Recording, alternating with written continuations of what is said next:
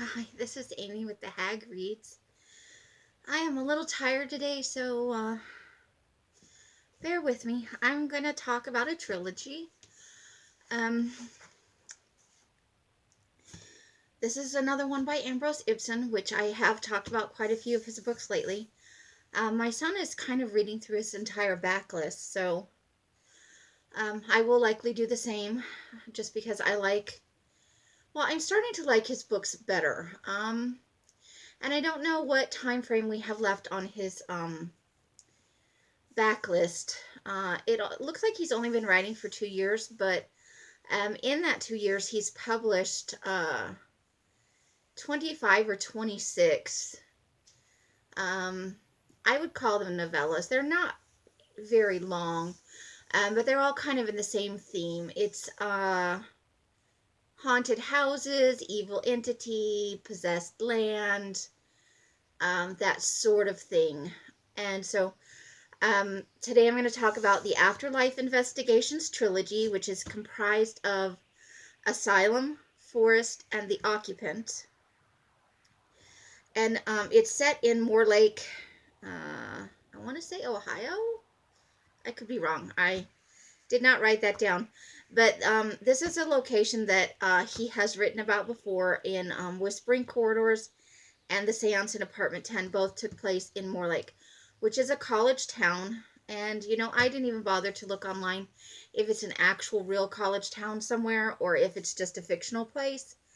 But it does appear, and my son says it's in a couple of his other books. So the stories aren't necessarily interrelated, but I'm getting the kind of Castle Rock feeling or not Castle Rock, but it's whatever town Stephen King sets a lot of his stuff in. That it's possibly a fictional place, and that the stories don't necessarily involve all the same people, but it is a central location, and that appears to be particularly haunted in this case.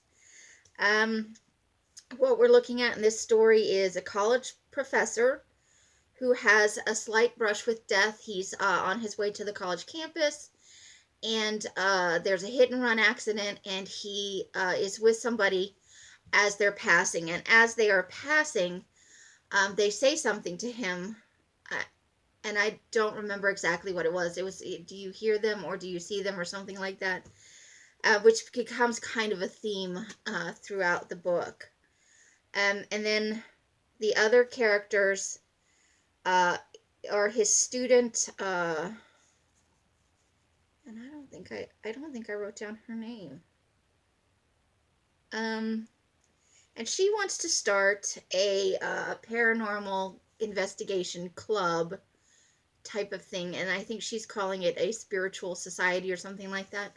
And she approaches him to be their sponsor because they need a sponsor, and he's not at all interested. He's a non-believer, so he thinks it's all complete bunk, fake, no credence to it whatsoever.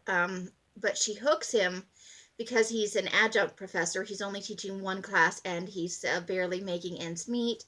Is that if he sponsors the club and they meet the requirements by the end of the semester for, what comprises the club and what activities they have to, what are the mandatory number of meetings and that sort of thing, that he would get $1,000. And so he signs on for it. And then in the period of time that this story takes place, it's over spring break-ish, I think. So there's a gap in the semester. And this entire trilogy takes place during that break. So the club is not fully off the ground, and they are meeting him and his student, and she brings along her boyfriend, whose name is Jake. And he's really only along because she's there, and he doesn't trust the professor and somehow thinks that the college professor is like just trying to get in her pants or something. But she's the one that approached him, and he's really just in it because he wants to get this $1,000 bonus. And then there are some characters that come in a little bit later in the first novel. We'll read about Dr. Corvine, and later on in the trilogy, his niece comes into play. And so the setting is the college town, but a secondary location of, and I'm not sure I'm going to say this right, Chathy Asylum.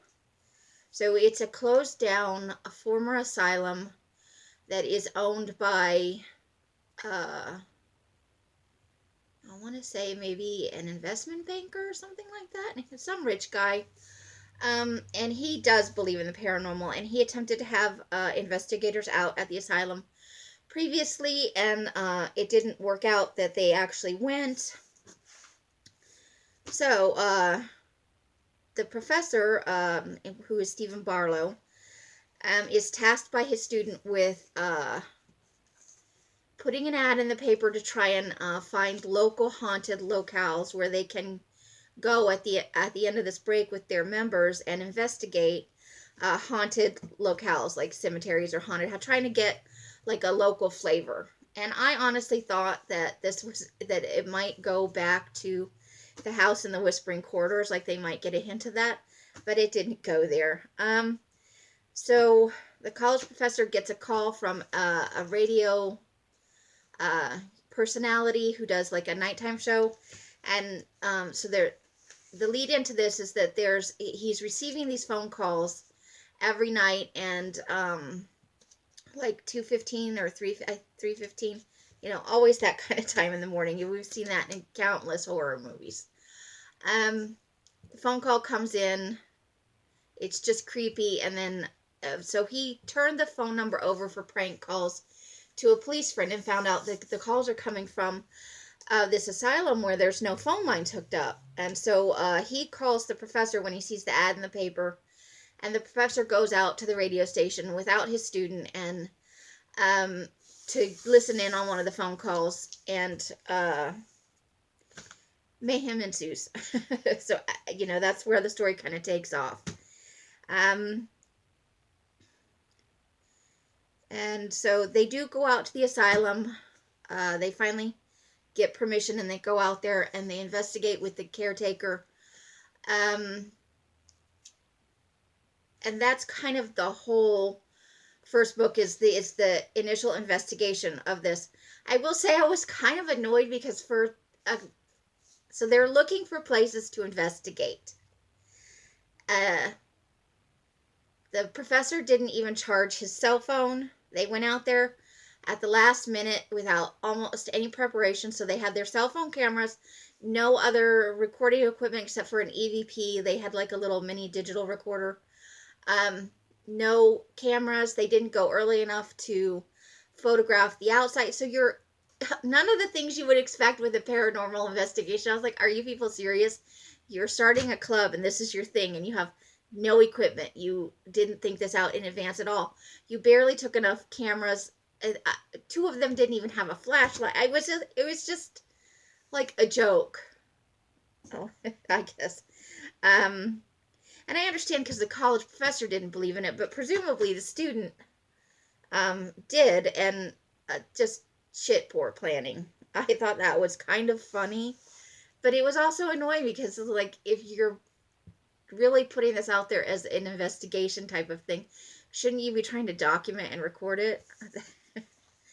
And then so the conclusion of their investigation is kind of the end of the first book, and I can't really say anything else. I will say that the title of the third book, The Occupant, so the asylum leads to the Forrest, which leads to the investigation of the occupant, which is the thing they were investigating in the asylum.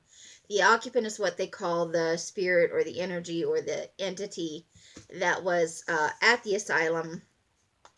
And I will say this, with Whispering Corridors, which is the book I read before this one, that was the first time that I really felt kind of chilled or spooked by anything he wrote.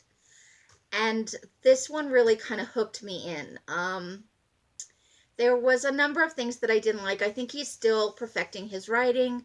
I think that the way he's publishing these as digital books only allows him to really explore and hone his craft while also getting paid to do it.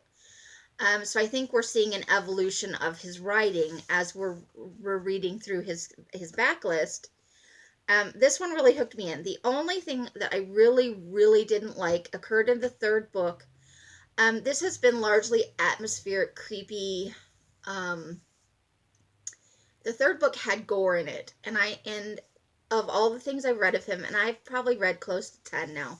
I would say I'd read around 10. I've read about a third or so of his backlist, and he's had zero gore. It's all been creepy, atmospheric, spooky, that sort of thing.